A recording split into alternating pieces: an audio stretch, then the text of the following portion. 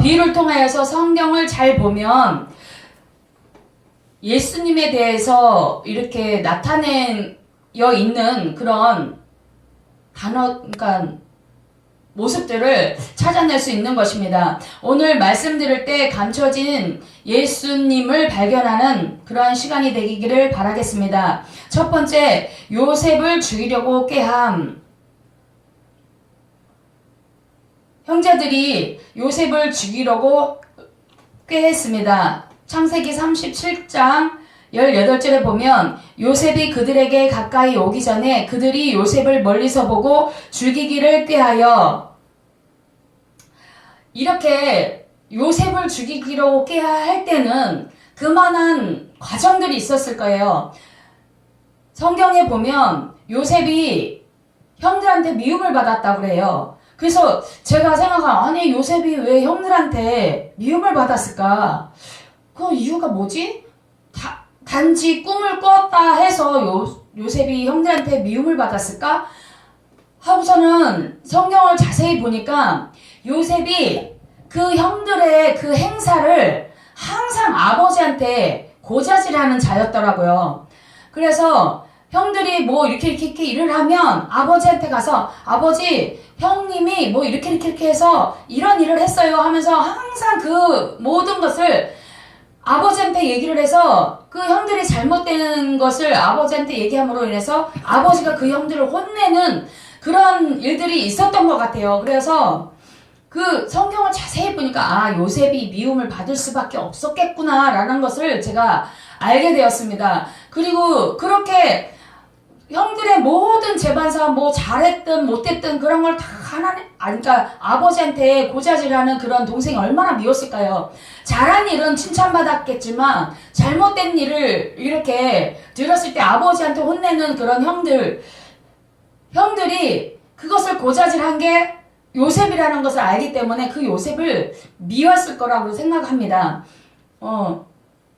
왜 있잖아요. 학교에서도 이렇게 반장이 있고 뭐 부반장 이렇게 여러 이제 임원들이 있지만 그 중에서 꼭 잘못된 거를 하나하나 이렇게 꼬집어서 선생님한테 이르는 애들이 한 명씩 있어요. 그러니까 스파이예요. 선생님의 스파이가 한 명씩 그 반에서 있더라고요. 그래서 그 아이의 뭐 잘못한 거가 있으면 반장은 어떻게든지 이제 제 학교 다닐 때 저는 부반장 했었을 때도 있고 반장 했었을 때도 있는데, 제가 반장이나 부반장 했을 때 그 아이가 잘못한 거가 있으면은 선생님한테 일일이 다 고자질을 하지는 않았어요. 왜냐면 그거 하면 선생님한테 혼날 게 뻔하거든요. 그러면 저는 그걸 또 얘기해서 또 그 아이한테 미움 받을 이유가 없고, 그리고 굳이 뭐 그런 것까지 얘기해서 선생님한테 이쁨 받을 만한 뭐 그러고 싶지도 않았었는데, 이제 근데 그 중에 한 명이 꼭 있어요. 선생님한테 뭐든지 다 고자질하는 애가 스파이가 한 명 있더라고요. 그래서 그 아이 때문에 그 선생님이 이제 그거를 알게 돼서 그 아이를 혼내는 거 그런 걸 봤는데, 그러니까 그렇게 혼나면은 이제 가서 이제 누가 얘기했는지 모르기 때문에 저한테 공격이 들어요. 있을 때 저한테 네가 선생님한테 가서 일렀지 하면서 저를 미워하는 거야. 아니 나는 안 일렀다 해도 저를 굉장히 미워하더라고요. 그런 거를 보더라도 이 요셉이 항상 그 재반사 그런 모든 것을 아버지께 고하니까 형들이 그 요셉이 얼마나 미웠겠어요. 그러나 더군다나 자기가 꿈을 꿨는데 벽집단들이 이렇게 있는데, 형들의 벽집단과 나의 벽집단이 있는데 형들이 나의 벽집단을 보고 인사를 하더라, 이렇게 절을 하더라. 뭐 그러니까는 네가 우리의 주관자가 되겠냐 막 이러면서 안 그래도 미워 죽겠는데 그런 꿈까지 꿔갖고는 꿈에서 꾼 걸 또 형들한테 고스란히 또 얘기를 해요.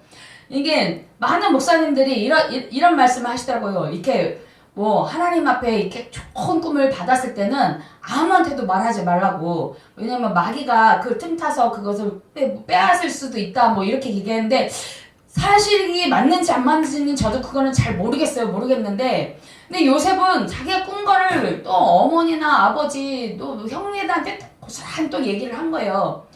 근데 이제 이 꿈 같은 경우는 하나님이 주시는 꿈이잖아요. 그런 것을 이 요셉은 항상 이 마음에 간직하면서 자기가 아버지, 하나님께서 나에게 주신 꿈이 언젠가는 그 꿈이 이루어질 거라는 것을 소망을 품고 그것을 마음에 간직했던 그런 요셉인데 형들한테는 굉장히 미움을 받았던 거예요. 그래서 형들이 이 요셉을 죽이려고 이제 꾀를 부려서 형제들끼리 의기투합을 해서 안 그래도 미웠는데 그 요셉이 저기서 오니까 우리 요셉을 죽이자 이렇게 꾀를 내어서 이제 서로 죽이려고 했던 것입니다. 여기서 이제 요셉이 형들에게 자신에게 해, 달, 별이 절하고 또 그 꿈을 얘기자 형들이 이제 아예 이제 악한 원수마귀는 어떤 사람이 잘 되는 꼴을 못 보는 거예요.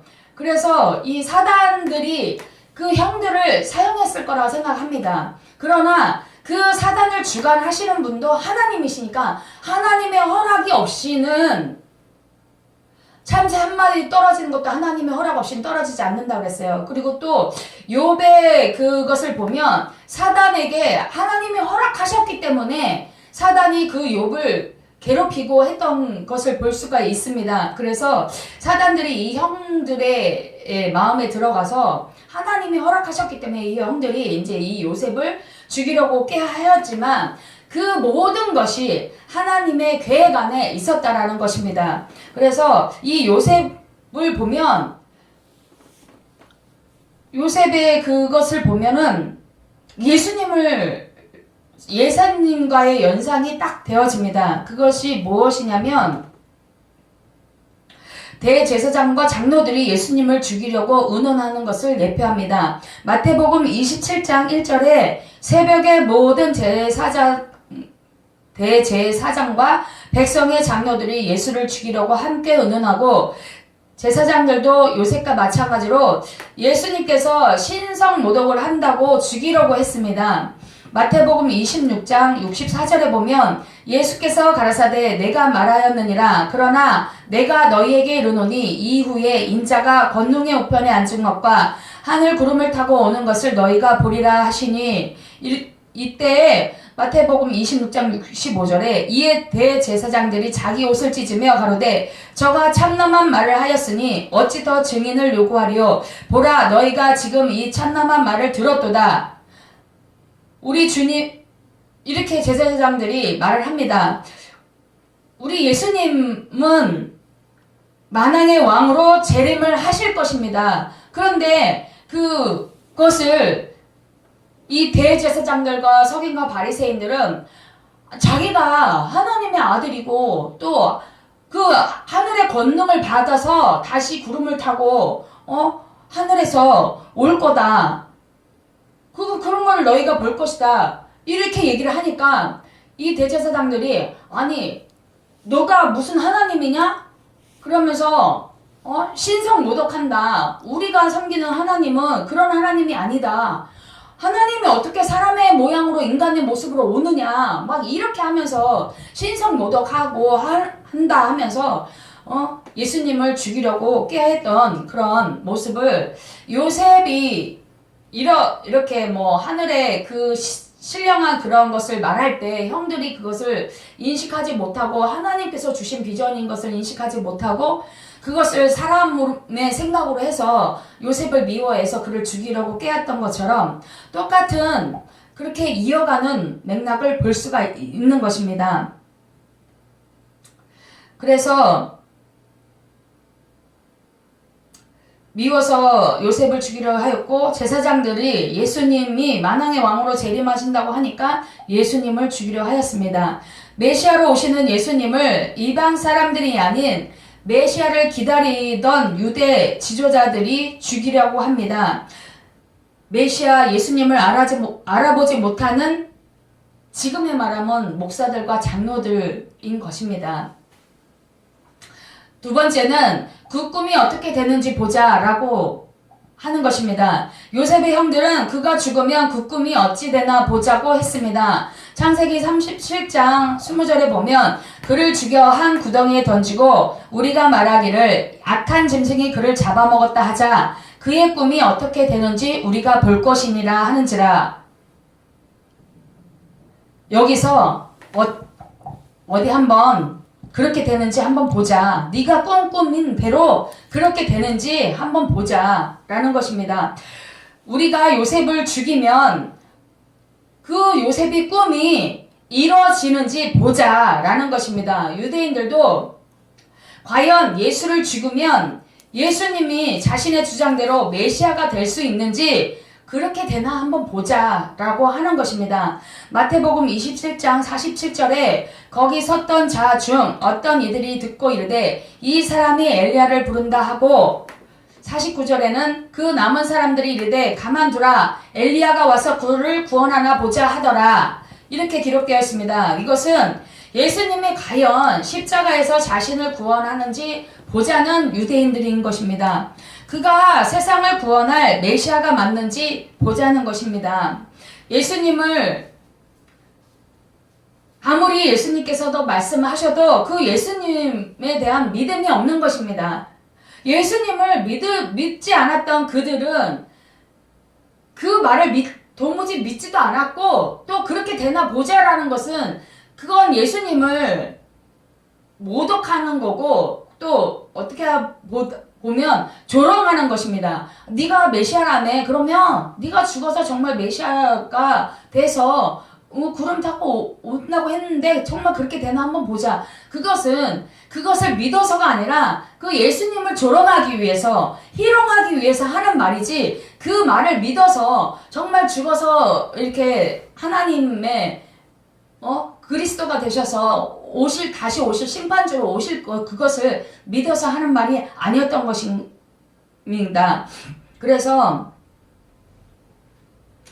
너무나 포악했던 그들은 예수님을 죽여서 그가 메시아가 맞는지 아닌지 확인해 보려고 하는 것입니다. 그러나 그것을 믿어서가 아니라 그 예수님 아까도 말씀드렸듯이 예수님을 조롱하기 위한 그런 말이었던 것입니다.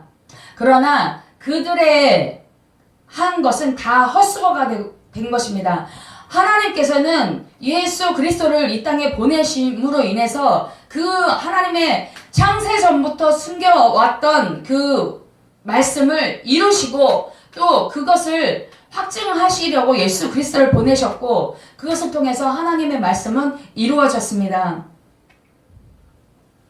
우리 예수님이 십자가에서 죽으셔야만이 죄 많은 성도들의 구세주가 되시는 것입니다. 마태복음 20장 21절에 예수께서 이르시되 무엇을 원하느냐 이르되 나의 이 두 아들을 주인의 나라에 하나는 주의 우편에 하나는 주의 좌편에 앉게 명하소서.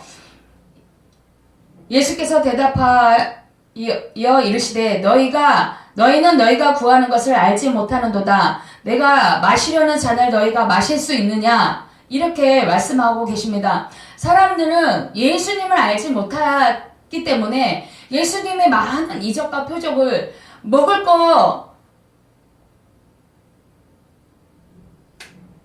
물고기 2마리와 보리떡 5개를 가지고 5,000명이 남고 많은 장정이 먹고도 남은 그런 일들, 우리의 먹고 사는 것을 해결해 줄 사람으로 인식했고 또 모든 병을 고치는 것을 보고 이 사람을 통해서 우리가 모든 것을 이 땅에 살면서 있는 모든 고통스러운 것을 해결하자.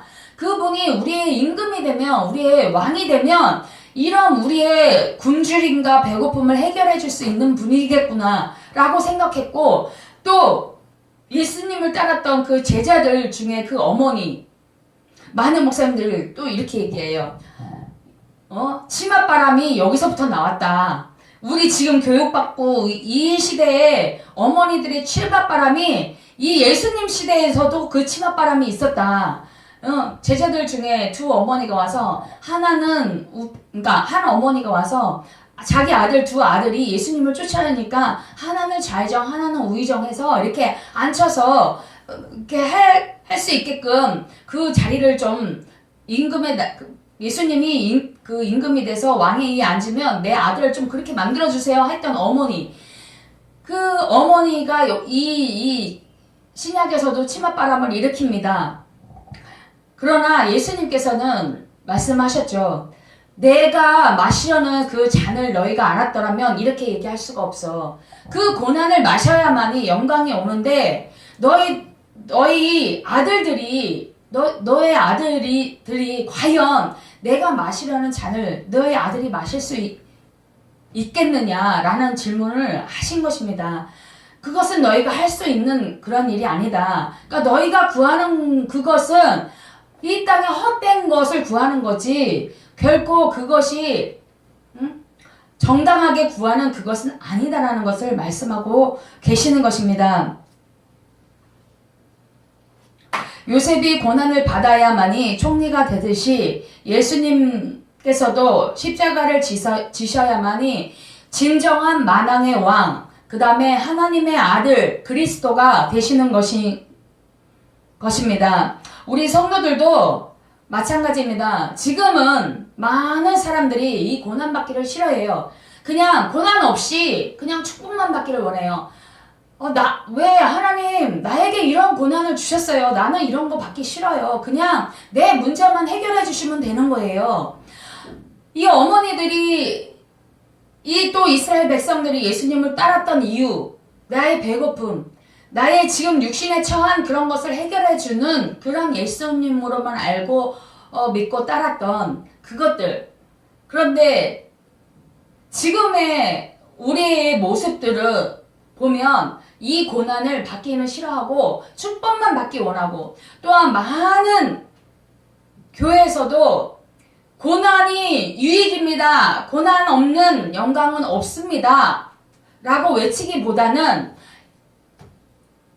축복받아서 11조 많이 하고 감사헌금 많이 하고 그래야만이 복이라고 가르치고 있는 지금 시대에 하나님께서 원하시는 그런 말씀이 무엇인지, 예수님께서 말씀하시는 것, 이 고난이 다윗이 고백합니다. 내가 고난받기 전에는 그릇 행하였지만 고난을 통해서 내가 하나님의 윤례를 배우게 되었고, 그 하나님의 그 고난을 통해서 내가 받았던 그 고난을 통해서 하나님의 영광에 이르게 되었다라는 그 고백처럼 우리가 고난 없는 축복은 없는 거예요.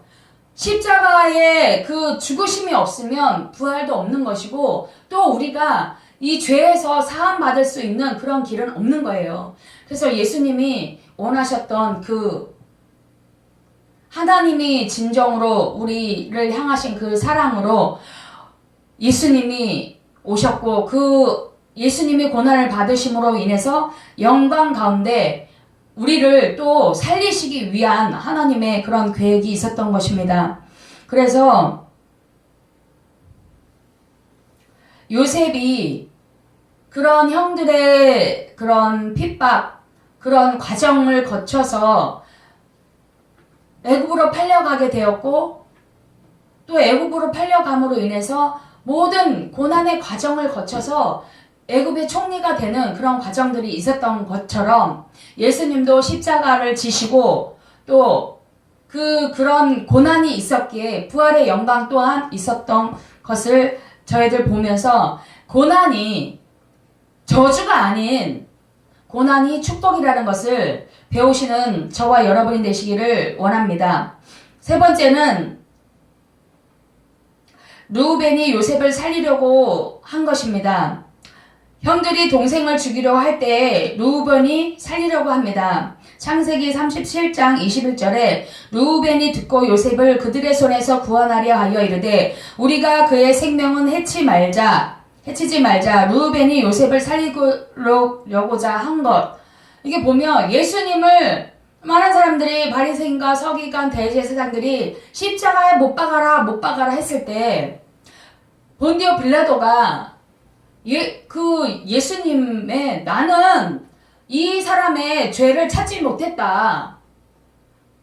나는 이 사람을 십자가에 못 박을 이유를 나는 알지를 못한다. 그런데 이제 이 빌라도는 계속 예수님을 십자가에 못 박지 않으려고 애를 썼어요. 그리고 또 부인이 영적인 사람이기 때문에 하나님의 부인에게도 이 꿈을 주셨다고 생각을 해요. 그래서 그 사람한테 아무 손도 대지 마라. 그분은 그냥 이렇게 해서 십자가에 못 박혀 죽을 사람이 아니다 라는 것을 그 빌라도에게 얘기를 했지만, 많은 백성들이 막 십자가에 못 박아야 된다, 십자가에 못 박아야 된다 막 이러니까 밀란이 날까 봐서 이 백성들의 그 군중의 그런 목소리를 더 청정했던 빌라도. 어떻게 보면 빌라도도 이 사도신경에 보면 본디오 빌라도에게 고난을 받으사 이렇게 계속 이렇게 얘기가 나와 있는데, 이 빌라도는 예수님을 놓고자 무단히도 노력을 했습니다. 그리고 또 요한복음 19장 12절 상반절에 보면 이러함으로 빌라도가 예수를 놓으려고 힘썼으나 이렇게 기록되어 있습니다. 또한 르우벤은 형제들 중 가장 큰 형입니다. 요셉의 형제에서 가장 큰 형이에요. 그러면 요셉이 꿈을 이렇게 말했을 때 가장 이렇게 큰 형으로서 아니 내가 큰 형인데 너 막내인 너한테 내가 절을 한다고 하면서 더 크게 화를 냈어야 하는 그런 위치에 있는 사람입니다. 그럼에도 불구하고 오히려 르우벤은 요셉을 살리려고 애를 씁니다. 또 예수님 말씀으로 돌아가서 유대 총독으로 있던 사람이 바로 본디오 빌라도입니다. 그 사람은 유대에서 가장 높은 사람입니다. 유대인들을 통치하는 그 로마의 식민지에 있었을 때, 우리나라도 일본의 식민지였을 때 그 총독 본부에 있는 그 총독은 가장 우리나라에서 높은 사람이, 그 사람의 말이라면 뭐 어떠한 사람도 다 벌벌 떨고 그 사람 말이 법인 거예요. 그래서 저 사람 죽여 가서, 그 사람이 죄가 없어도 이 총독의 마음에 들지 않으면 그 사람 가서 죽여. 그러면 그 밑에 있는 사람들이 가서 그 사람을 잡아다가 죽이는 거는 일도 아닌 거예요. 그렇기 때문에 그때 당시 이 로마의 식민지로 있었던 그 유대 사람들한테는 이 본디오 빌라도 총독은 정말 큰 위치에 있는 사람이에요. 근데 그 유대인을 통치하는 그런 사람이 예수님이 만왕의 왕이 되고 나는 만왕의 임금이다, 이 나라 모든 사람들을 다스릴 그런 만왕의 왕으로 올 거다라는 말을 들었을 때, 이 본디오 빌라도가 들었을 때는 또 내가 이 나라에서 가장 이 유대 땅에서 내가 이 로마의 총독으로 이 위치가 가장 높은데 당신이 만왕의 왕이 된다고? 그게 말이 되냐고 하면서 화를 가장 많이 내야 할 사람임에도 불구하고 예수님을 살려주려고 굉장히 무던히도 노력을 했던 그런 사람입니다. 예수님을 풀어주려고 엄청 노력을 했던 것입니다. 또한 르우벤도 요셉을 그 형들이 큰 형은 살려주려고 하는데 그 나머지 형들이 자기가 제일 높은 그런 형이 아님에도 불구하고 그러니까 요셉을 죽이려고 했던 그런 사람. 그 총독은 예수님을 놓아주려고 했지만 로마의 식민지로 있던 그 백성들이 예수님을 못 박아서 죽여야 한다라고 계속 얘기했던 것처럼 이렇게 이 성경 말씀이 일맥상통하는 것을 볼 수가 있습니다. 요한복음 19장 12절 하반절을 보면 유대인들이 소리질러 이르되 이 사람을 놓으면 가이사의 충신이 아니다. 당신이 가이사의 그 밑에 있는 그런 사람인데 예수님을 놓아주면 너는 가이사의 충신이 아니다 라고 협박까지 합니다. 막 식문지에 있던 사람들인데 오히려 이 총독이 딱 그만 멈춰 딱 이렇게 얘기하면 아무 소리도 할 수 없는데 그런 식민지에 있는 사람이 오히려 그 빌라도에게 당신이 예수님을 놓아주면 가이사의 충신이 아니라라는 그런 협박의 말까지 막 허슴없이 하는 것을 볼 수가 있는 것입니다.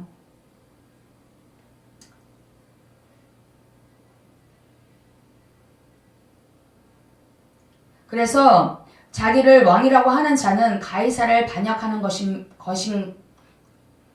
것입니다. 예수님이 자기가 왕으로 이제 올 거다 막 이렇게 얘기를 했는데 그때 당시 이 로마의 왕으로 가이사가 있었던 그때 그런 가이사를 반역하는 그런 가만히 생각해 보니까 그렇겠다라는 생각을 또 빌라도가 하게 된 것입니다. 그래서 하는 수 없이 예수를 십자가에 못 박으라고 내어주었던 빌라도.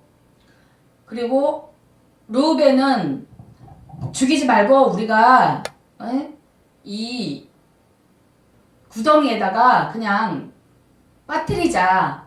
이제 근데 이 르우벤은 이 구덩이에 빠뜨려서도 자기가 나중에 이렇게 건져서 아버지께로 데리고 가려고 했었던 거였는데 나중에 보니까 이 애굽의 사람들이 와서 그 구덩이에 있는 요셉을 발견하고 또 유다는 그 요셉을 그 사람들한테 팔았잖아요. 애굽 사람들한테 종으로 이제 팔게 되는 그런 일들이 있었는데 어쨌든 모든 과정을 보면 요셉을 죽였게 했던 그 형들, 예수님을 죽이려고 했던 대제사장과 바리새인, 그다음에 여러 유대 사람들, 그다음에 예수님을 살리려고 애썼던 빌라도, 그다음에 요셉을 살리려고 애썼던 르우벤, 이런 것들을 쭉 보게 되었습니다. 그러면서 이 구약의 모든 것을 살펴보면 예수님에 의한 이야기였고 예수님이 올 것이라는 것을 예표했던 그런 역사로 봐야 될 것을 알았습니다. 그러면 나는 과연 예수님을 살리는 사람인가 아니면 예수님을 죽이는 사람인가? 그러니까 예수님은 십자가에 못 박혀서 이미 돌아가셨고 부활승천하셨는데 우리가 예수님을 다시 십자가에 못 박는 그런 사람들이지는 않은지 생각해 보아야 할 대목이라고 생각합니다. 목사님들이 설교에서 예수님의 그 사랑, 예수님은 온데간데 없고 그냥 이 성경 말씀을 우리에게 주신 이유가 이 성경에서 예수님을 발견해서 예수님이 그리스도가 되셔서 우리를 구원하실 그 분이 오실 것을 말씀하셨고 또 오셔서 그분이 하셨던 행하셨던 일들과 또한 그분이 우리를 위해서 십자가에 못 박혀 죽으시고 부활하셔서 부활승천하셔서 성령님을 우리 가운데 보내시고 그 성령님이 우리 가운데서 항상 말씀하시는 것은 예수님에 대한 예수 그리스도가 예수님이 그리스도가 되셔서 하나님의 아들이 되셨고 그 예수 그리스도가 우리를 살리시기 위해서 영생을 주시기 위해서 오신 거라는 것을 성령님은 끊임없이 그 하나님의 사랑을 오전에도 목사님이 말씀하셨듯이 그 하나님의 사랑을 우리를 통해서 나타나게 하시는데 많은 목사님들이 그거를 배제하고 빼버리고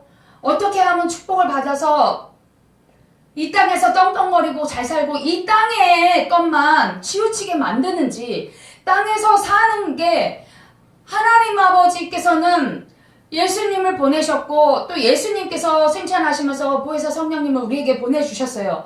그 성령님도 지금도 우리 안에서 말씀하시는 것은 너의 것은 땅의 것을 찾지 말고 하늘의 것을 찾아라. 내가 이 땅에 와서 너희를 위해서 죽은 것은 너희를 천국 백성 만들기 위해서 영생을 주기 위해서 왔는데 왜 너희들은 땅의 것만 추구하고 땅의 것만 얘기하냐?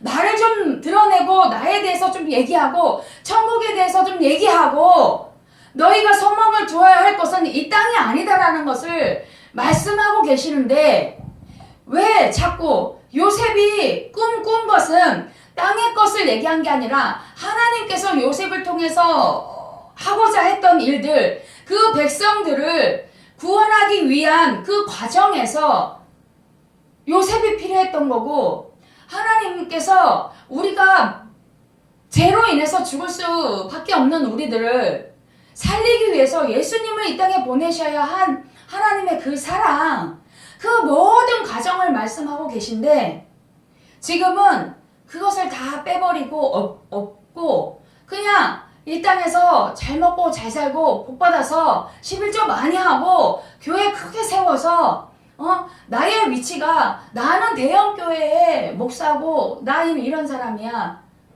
자기를 드러내고 자기를 나타내고 하나님께서는 성령님은 우리 안에서 너는 죽고 나를 통해서 예수가 나타나게 예수 그리스도가 나타나게 하고 하나님이 나타나게 해달라고 요청을 하지만 많은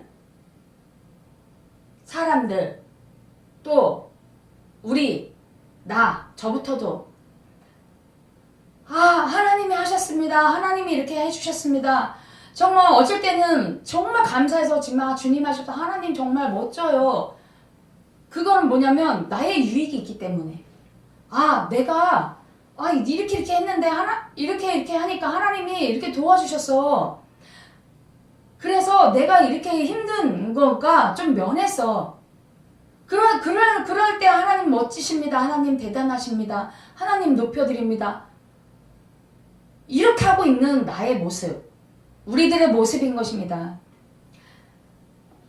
이것을 지금 시대에 물질 맞는 그런 시대에 만몬이 주인이 되어서 하나님 자리를 대신하고 있는 이 가진 것이 많아야만이 성공했고 복을 받았다라고 말하고 있는 지금 이때에 하나님께서 우리에게 원하시는 말씀이 선포되어야 할 그런 것들이 무엇인지 성령님께서 지금도 우리 안에서 탄식하고 계신 것. 오전에 목사님 설교에서도 말씀하셨듯이 나의 사랑을 좀 표현 좀 해봐. 얘기를 좀 해다오.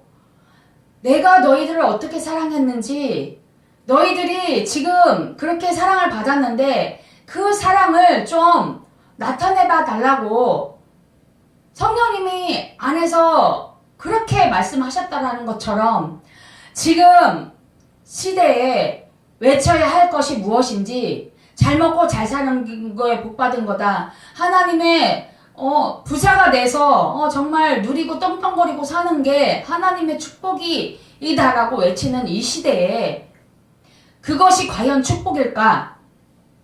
그것이 정말 하나님이 원하시는 복의 근원이 되는 삶인가? 그것을 돌아보라고 말씀하시는 것 같습니다. 갈라디아서 2장 20절에서 내가 그리스도와 함께 십자가에 못 박혔나니 그런즉 이제는 내가 사는 것이 아니요 오직 내 안에 그리스도께서 사시는 것이라. 이제 내가 육체 가운데 사는 것은 나를 사랑하사 나를 위하여 자기 자신을 버리신 하나님의 아들을 믿는 믿음 안에서 사는 것이라. 나를 사랑하사 나를 위하여 자기 자신을 버리신 예수 하나님 아들 그분을 믿는 믿음 안에서 사는 것, 그것이 하나님이 가장 원하시는 것. 이 땅에서 잘 먹고 잘 사는 것을 원하는 것이 아니라 정말 우리를 구원해 주신 목적, 그것을 진정한 목적이 지금은 그 목적이 다 빗나갔어요. 그게 죄라는 거예요. 이 하나님이 원하시는 그 목적을 이 성령책에다가 기록해 주셨는데 그 목적은 드러내지 않고 빗나가고 방향이 틀어진 그것들만 계속 말하고 있는 지금 이 시대에 하나님께서 성령님을 통해서 우리의 입술을 사용하시고 말씀하시고 싶으시는 그 목적, 우리를 사랑하신 그 하나님의 사랑을 나타내고 그 사랑 안에서 그 사랑 때문에 오신 그 예수 그리스도를 말하라고, 그 아들을 믿는 믿음 안에서 살아가라고 말씀하신 그것을 말하는, 또 선포하는 우리가 되라고 성령님이 이 시간도 우리의 마음을 녹화하고 두드리고 호소하고 계시는 것입니다.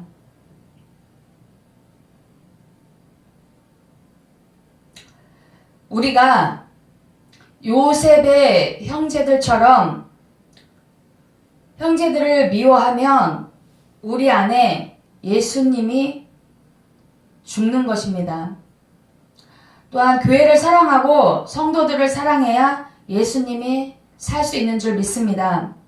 오늘 말씀을 통해서 그 하나님의 사랑,